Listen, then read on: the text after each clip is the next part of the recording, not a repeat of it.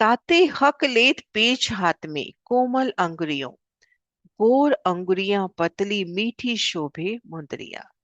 शिराजी पाक बांधने के लिए अपने कोमल हाथों की कोमल पतली गोर अंगुरियों से पाक के पेच हाथ में लेते हैं और उन समय उनकी अंगुरियों पर मुद्रिकाएं झलकती हुई नजर आती है।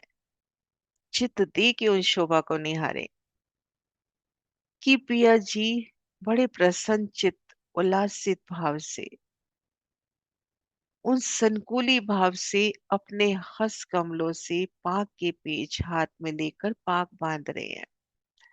उन समय उनके हस्त कमलों का नूर एक एक अंगुरी की सलूकी अर्श के गौर वर्ण में और अंगुरियों के पोरे हथेली की वो लालिमा और उनमें आई अंगूठियां कैसे नूर से लबरेज खुशोबा।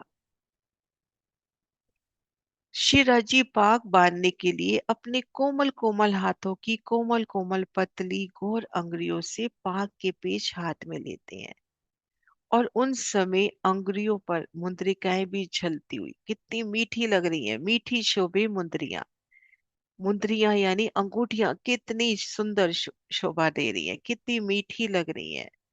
उन एक एक अंगुरी की, वो पुखराज की अंगूठी, माणी की अंगूठी, पद्मा की अंगूठी,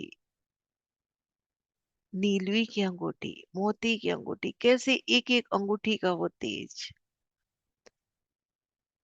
पहुंचे देखूं के अंगुरी, नरमाई देखूं के गोर, मुंदरी देखूं के हथेलियां, देखूं ली के कई नख नोर।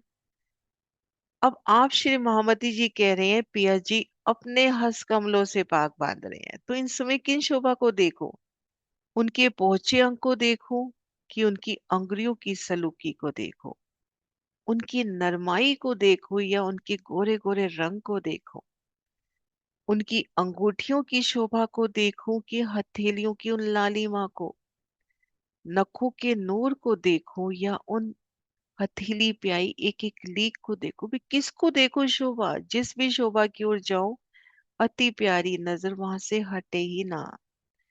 पहुंचे की शोभा, अंगुरी की शोभा, फिर उनकी नरमाई, अर्श अजीम का गौर वर्ण, एक एक अंगूठी, हथेली की वो लालिमा, वो लीके, नखों का नौर, और ये सब शोभा उन समय जब पिया अपने हस्त कमल से पाक संभाल रहे हैं।